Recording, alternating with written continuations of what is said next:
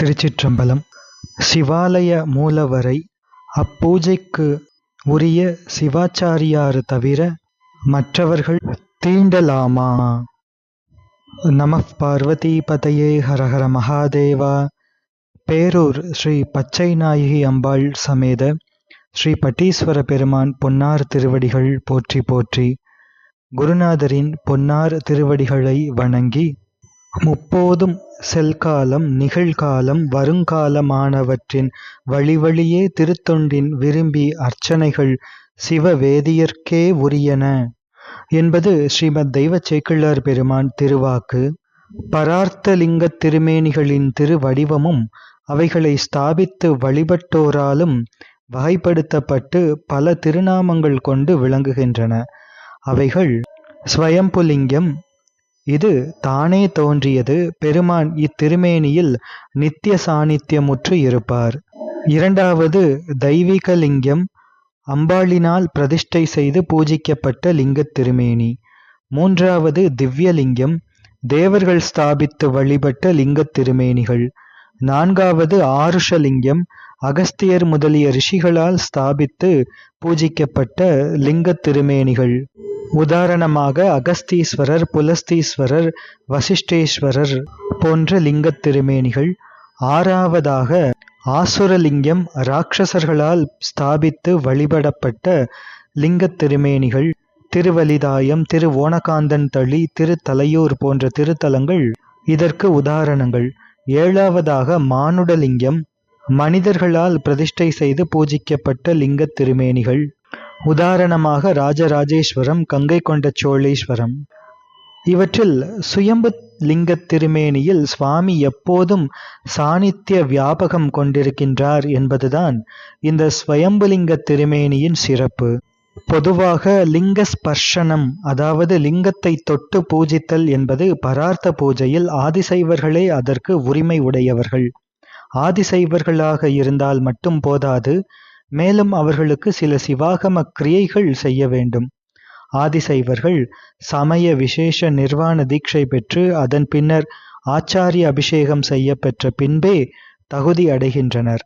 ஆச்சாரிய அபிஷேகம் செய்ய பெற்ற ஆதிசைவர் உடனே மூலலிங்க திருமேனியை தீண்டிவிட முடியாது.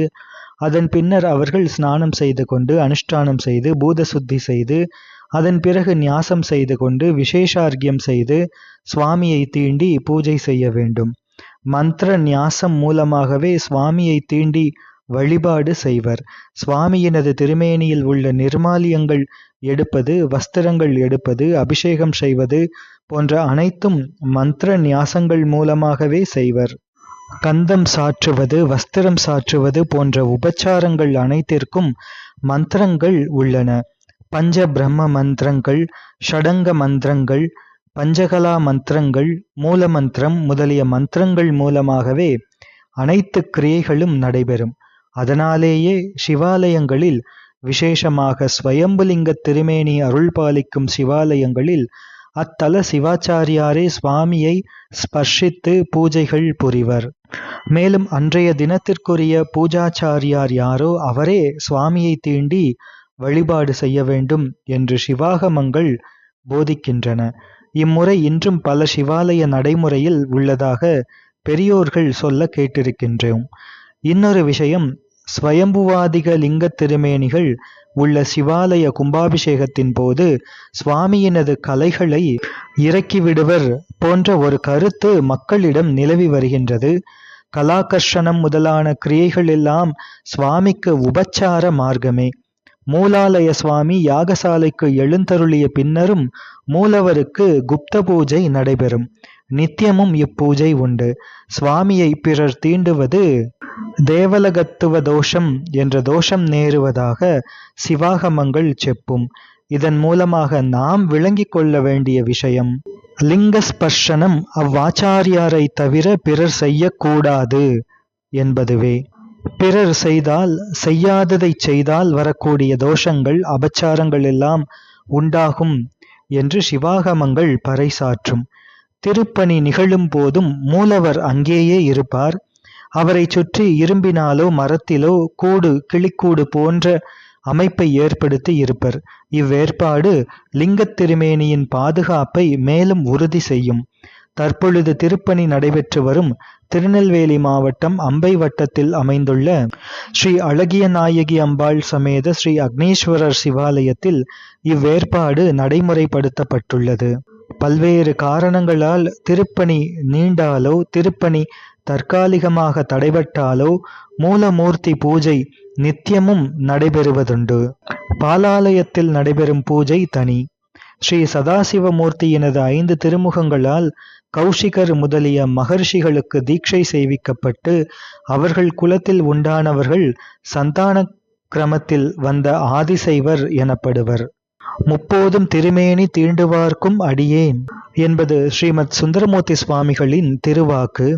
தெரிந்துணரின் முப்போதும் செல்காலம் நிகழ்காலம் வருங்காலமானவற்றின் வழி வழியே திருத்தொண்டின் விரும்பி அர்ச்சனைகள் சிவவேதியர்க்கே உரியன. அப்பெருந்தகையார் குலப்பெருமை யாம் புகழும் பெற்றியதோ என்பது ஸ்ரீமத் தெய்வச்சேக்கிழார் பெருமான் அருளிய பெரிய புராணம் முப்போதும் திருமேனி தீண்டுவார் புராணத்தில் அமைந்துள்ள 2வது திருப்பாடல். இதன் பொழிப்புரை: ஆராய்ந்து காணின் இறப்பு நிகழ்வு எதிர்வு என்று 3ஆய் பகுக்கப்படும் எக்காலத்திலும் வழி வழியாய் சிவபெருமானது அகம்படி தொண்டில் விரும்பிய உள்ளத்தினராய் வழிபட்டும் போற்றி உரை செய்தும் வரும் மரபு சிவ மறையோர்களுக்கே உரித்தாகும். அப்பெருந்தகையார் தம் குலத்தின் பெருமை எம்மால் புகழப்படும் தன்மையதோ அன்று என்பதாம். பெற்றியதோ என்றால் தன்மையதோ என்று அர்த்தம். தன்மையதோ என்றால் ஓகாரம் எதிர்மறை பொருளை தந்து தன்மையது அன்று என்று பொருள்படும். முன்னைய பாடலில் நாளின் உட்பிரிவாகிய காலை நண்பகல் மாலை ஆகிய முக்காலங்களிலும் வழிபாடு ஆற்றுவோர் என்றார். இப்பாடலில் காலத்தின் உட்பிரிவாகிய இறந்த நிகழ் எதிர்காலம் ஆகிய எப்பொழுதும் வழிபாடு ஆற்றுவோர் என்றார். இக்காலம் நாளின் உட்பிரிவாகிய பொழுதளவில் முக்காலங்களாய் அமையினும் வழிபாடு ஆற்றும் காலம் நோக்கின் 6 காலங்களாய் அமையும். அவை விடியல், காலை, நண்பகல், மாலை, யாமம் என்ற முன்னிரவு, நள்ளிரவு என்ற அர்த்தஜாமம் என்று 6 காலங்கள் ஆகும். இத்திருப்பாடலுக்குரிய பொழிப்புரை மற்றும் குறிப்புரை தேவாரம்.org இணையதளத்திலிருந்து பெறப்பட்டது. திருச்சிற்றம்பலம்.